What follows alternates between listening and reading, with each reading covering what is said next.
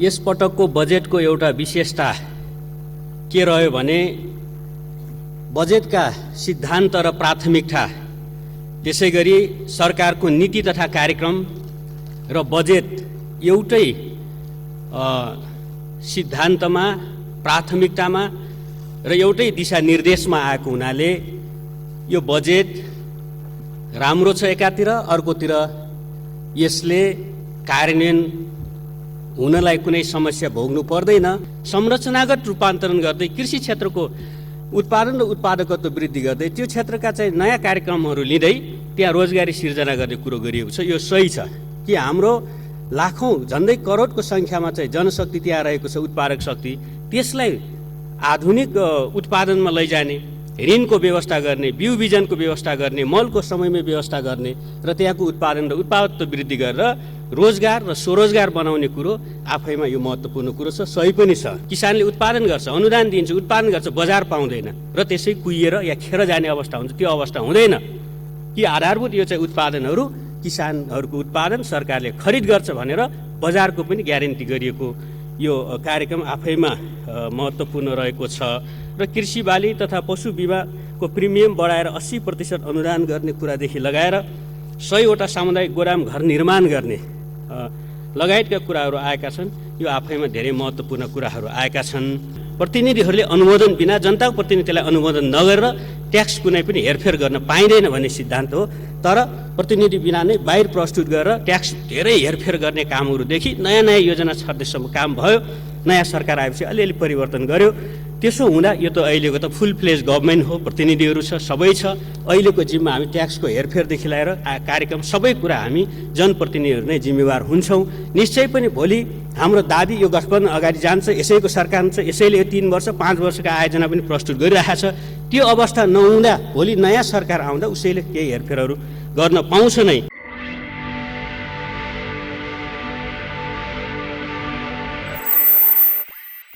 सम्माननीय सभामुख महोदय, आर्थिक वर्ष 2079-80 को वार्षिक बजेट माननीय अर्थमन्त्रीजीले प्रस्तुत गर्नुभएको छ। त्यसमाथिको छलफलमा भाग लिनको लागि यहाँ उपस्थित भएको छु।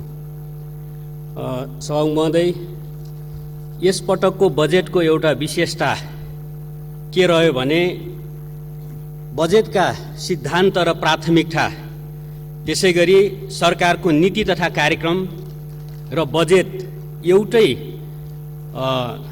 सिद्धान्तमा, प्राथमिकतामा र एउटै दिशानिर्देशमा आएको हुनाले यो बजेट राम्रो छ एकातिर, अर्कोतिर यसले कार्यान्वयन हुनलाई कुनै समस्या भोग्नु पर्दैन कि यो समयमै कार्यान्वयन हुन सक्छ र अपेक्षित लक्ष्य हासिल गर्न सक्छ भन्ने मेरो विश्वास रहेको छ।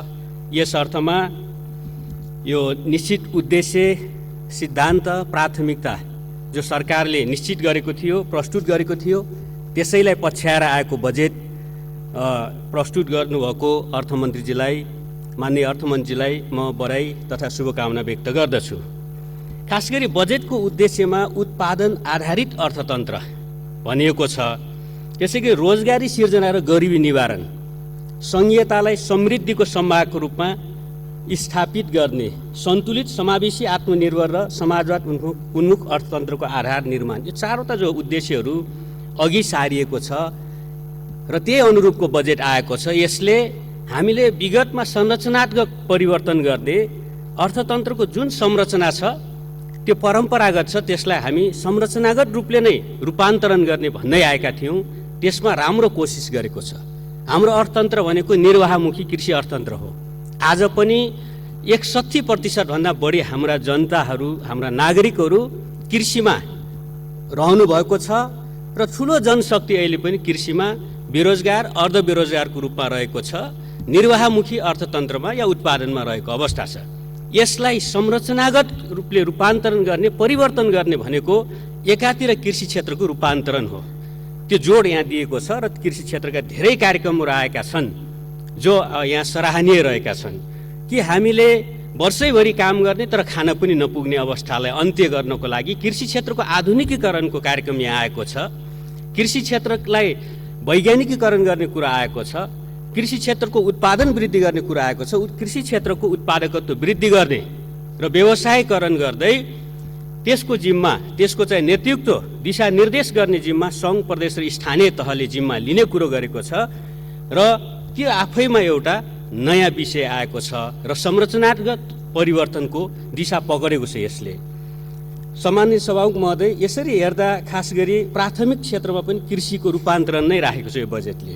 त्यसै गरी सरकारी, निजी र सहकारी क्षेत्रको सहकार्यमा उत्पादन र उत्पादकत्व वृद्धि गरेर रोजगारी सिर्जना गर्ने, गरिबी निवारण गर्ने कुरो यसले गरेको छ र यसमा कृषि क्षेत्रमा, कृषि लगायतका विभिन्न क्षेत्रमा श्रम सहकारी मार्फत 5 लाख रोजगारी सिर्जना गर्ने कुरो गरेको छ। प्रधानमन्त्री रोजगार कार्यक्रम मार्फत चाहिँ 2 लाख रोजगारी सिर्जना गर्ने गरेको छ कि वार्षिक रूपले हाम्रो 18 वर्ष उमेर पुगेको श्रम शक्ति बजारमा 5 लाख भन्दा अलिकति बढी हरेक वर्ष आउने गरेको छ।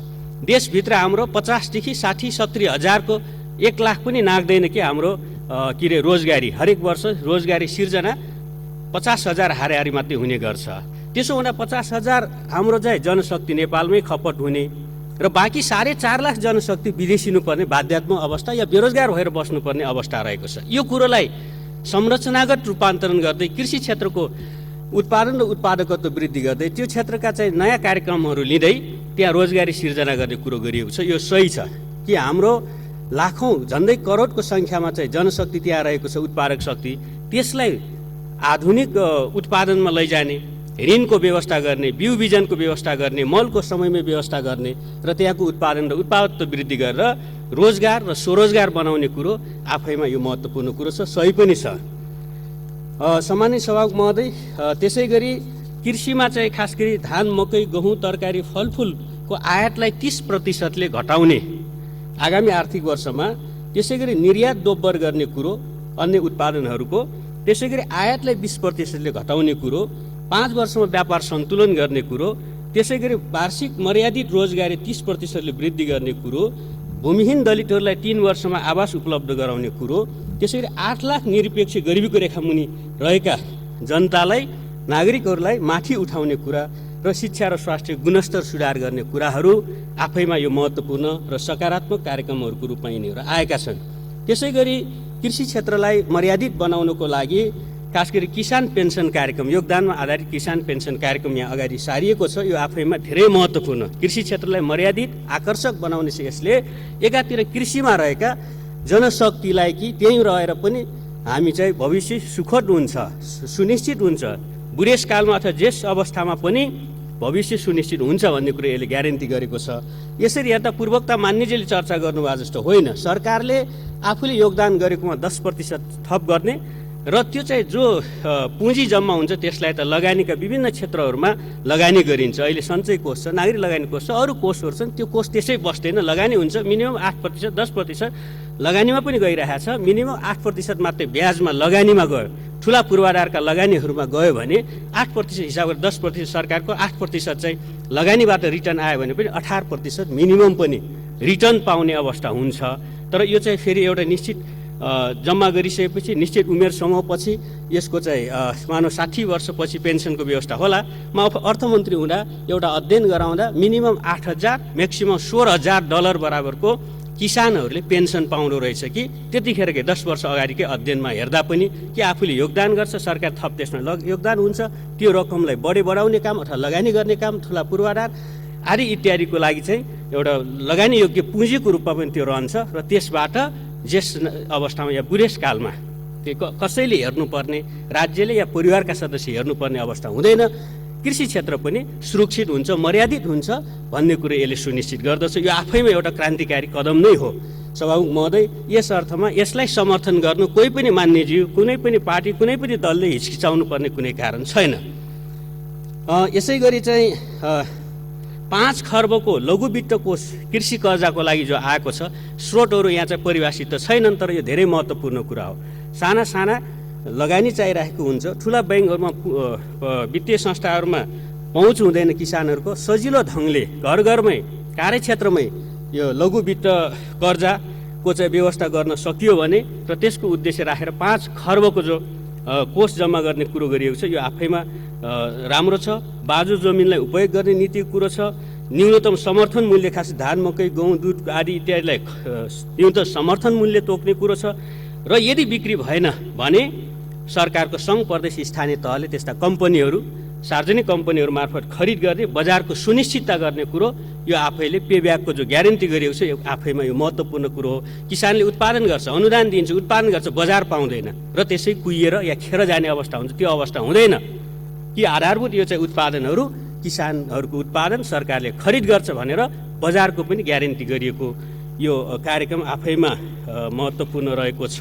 र कृषि बाली तथा पशु बिमाको प्रिमियम बढाएर 80% अनुदान गर्ने कुरादेखि लगाएर 100वटा सामुदायिक गोदाम घर निर्माण गर्ने लगायतका कुराहरू आएका छन्। यो आफैमा धेरै महत्त्वपूर्ण कुराहरू आएका छन्। सम्माननीय सभामुख महोदय, त्यसै गरी चाहिँ हामीले संरचनागत सुधारको रूपमा गरिएको हामी चाहिँ अहिलेसम्म हाम्रो संरचना भएको आयातमुखी संरचना हो र हाम्रो निर्यात असाध्यै कम छ।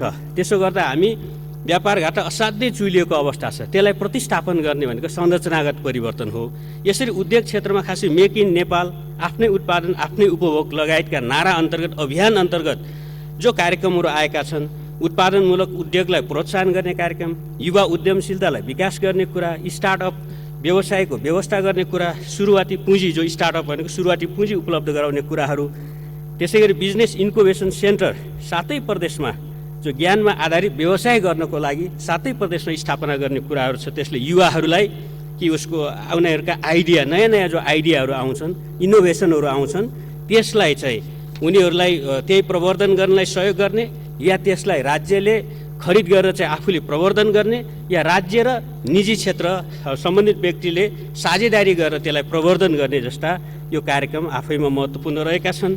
त्यसैगरी एक स्थानीय तह एक विशिष्ट उत्पादनका कुरा, त्यसैगरी 50 वर्षलाई जग्गा लिजमा गर्ने व्यवस्थाको कुरा, 10 करोडभन्दा बढीको वार्षिक विद्युत उपयोग गर्दा 2 देखि 15% छुट दिने व्यवस्था लगायतका, त्यसैगरी खेतदेखि कारखानासम्मको एकीकृत नमुना कार्यक्रम, खास गरी कृषिजन्य र मेटेरियल प्रयोग गर्ने, कृषिजन्य कच्चा पदार्थ प्रयोग गर्ने उद्योगहरूलाई प्रोत्साहन र प्रवर्धन गर्ने खालको जो कार्यक्रमहरू छ। त्यसैगरी 5 वर्षदेखि 15 वर्षका आयकर छुट दिने, खास गरी कर्णाली सुदूरपश्चिमका पहाडहरूमा लगानी गर्नेहरूलाई, या त्यसै गरी चाहिँ खास गरी गाडी सहरी साधनहरू देशभित्र उत्पादन या एसेम्बल गर्नेहरूलाई छुटको जो आयकर छुटका व्यवस्थाहरू छन्, यसले आयात प्रतिस्थापन गर्छ। अहिले पनि हामी चाहिँ आयातमा आधारित हाम्रो अर्थतन्त्र छ, त्यसलाई प्रतिस्थापन गर्ने यसले काम गर्छ। र यो एउटा संरचनागत परिवर्तन हो। हामी आयात गरेर खाने, उपभोग गर्ने होइन कि हामी आफै उत्पादन गरेर हामी सस्टेन हुन्छौँ। यसले व्यापार घाटा कम हुन्छ, वैदेशिक मुद्राको सञ्चित घाटा कम हुन्छ, लगायतका कुराहरूलाई यसले हल गर्छ। त्यसै गरी यो चाहिँ खास गरी जनताको, नेपालको पानी जनताको लगानीलाई अझ प्रवर्धन गर्नुपर्ने चाहिँ यहाँ आएको छ। विद्युतीय चुलो हरेक घरलाई दिने कुरो, त्यसै गरी हामी अहिले झन्डै 3 खर्ब बराबरको पेट्रोलियम प्रडक्ट आयात गर्छौँ, 70 अर्ब हाराहारीको ग्यास आयात गर्छौँ। 70 अर्बको ग्यास मात्रै प्रतिस्थापन गर्दा, या 3 खर्ब बराबरको फोसिल फ्युललाई हामीले प्रतिस्थापन गर्दा मात्रै पनि व्यापार घाटा सन्तुलन हुन्छ एकातिर, अर्कोतिर त्यो बराबरको विदेशी मुद्राको सञ्चित हुन्छ। यो सबै कुराहरू यसमा रहेका छन्। त्यसैले यसलाई मैले समर्थन गर्दै खास गरी 2वटा कुरा सामान्य सभा महोदय मैले टुङ्गाएँ, 2वटा कुरा मात्रै राख्छु कि चाहिँ हामी यो चाहिँ विकासको मोडलमा कमरेड प्रचण्डको प्रधानमन्त्रीत्व कालमा पूर्व पश्चिम खास गरी पहाडी लोकमार्गको अवधारणा, उत्तर दक्षिण लोकमार्गको अवधारणा आए कि हाम्रो असाध्यै बसाइसराई स्थानान्तरण सबै तराई मधेसमा थुप्रिने यस्तो खालको पहाड चाहिँ पुरै बन्जर हुने अवस्थालाई अन्त्य गर्न त्यो विकासको अवधारणा अगाडि सारिएको थियो। अहिले मेडिकल कलेज, शिक्षा केन्द्र, अन्य कुराहरू आउँदा अलि सीमित ठाउँहरू, तराई मधेस अलि सुगम, फेरि सुगम ठाउँ फेरि आयोजना थप्ने जस्ता देखिएका छन्। यसमा कहीँ न कहीँ प्रादेशिक सन्तुलनहरू हेर्नुपर्ने हुन्छ, मलाई यो लागेको छ।